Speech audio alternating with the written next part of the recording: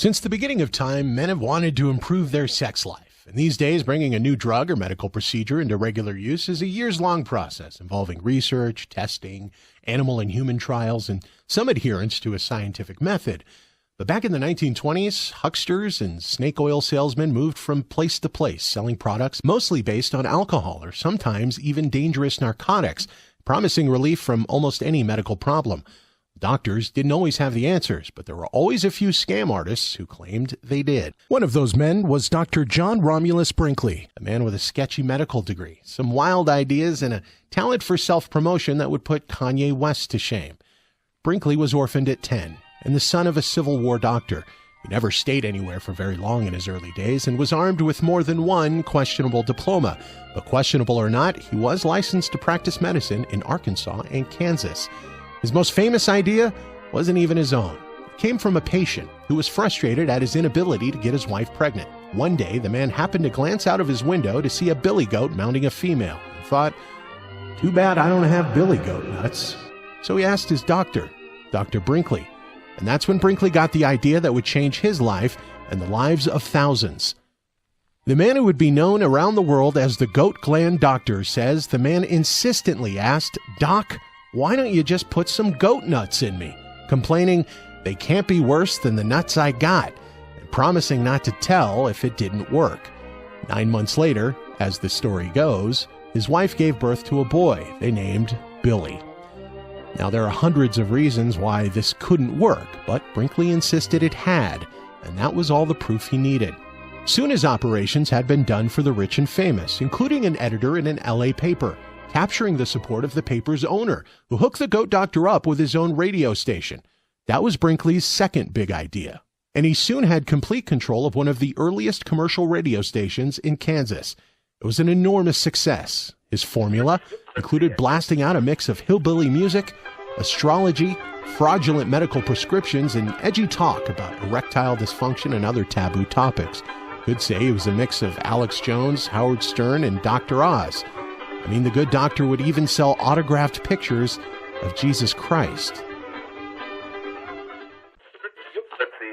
And we can do a better job for patients, get better results, if they will have their loved ones and their friends stay outside the hospital.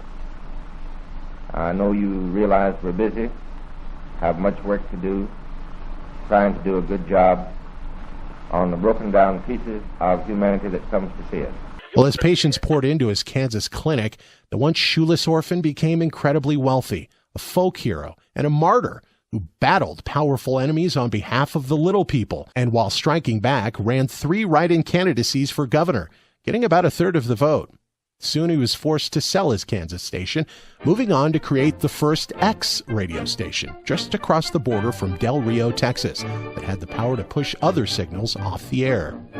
In Del Rio, Dr. Brinkley lived like a king with his wife and their beloved son, Johnny Boy. He had a private plane, a majestic yacht, a fleet of Cadillacs, and a mansion that once included a zoo stocked with exotic animals. But while the doctor was experiencing great successes, the same can't be said for his patients. Brinkley continued to be in constant conflict with the American Medical Association over the ongoing goat-gland operations. So easy to perform, Dr. Brinkley could do them while drunk, placing an unsanitary chunk of goat testicles into the patient's scrotum. And when I say placing, I mean it. The testicles were never connected to the person getting the procedure. They were literally just placed inside the scrotum. His own self-confidence led to his downfall. His libel suit against AMA's Morris Fishbein, who labeled him a charlatan in print, put himself on the stand in court, forever exposing his fraud. The malpractice suits then took a toll. At least 42 men had come into his clinic healthy and died of complications or infections from surgery. He'd planted goat balls in 16,000 people. The goat doctor died young after heart problems led to the amputation of his legs, virtually penniless. But his infamy lives on with multiple documentaries, books, and even a feature film currently in pre-production and rumored to star Robert Downey Jr. His house, commonly called the Brinkley Mansion, still stands today at 512 Kuala Drive in Del Rio and has been designated a Texas historic landmark. I say these things to you as your best friend. I'm saying them to you to help you and to help those that you come in contact with when you go back home.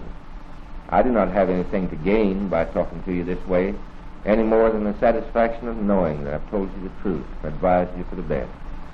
If I would make flamboyant claims, or make claims over the radio that sounded great and big, I might mislead you. I would not mislead you in anything for anything in the world, because I am Dr. Brinkley speaking to you, and I am the friend of humanity, and especially your friend. Goodbye.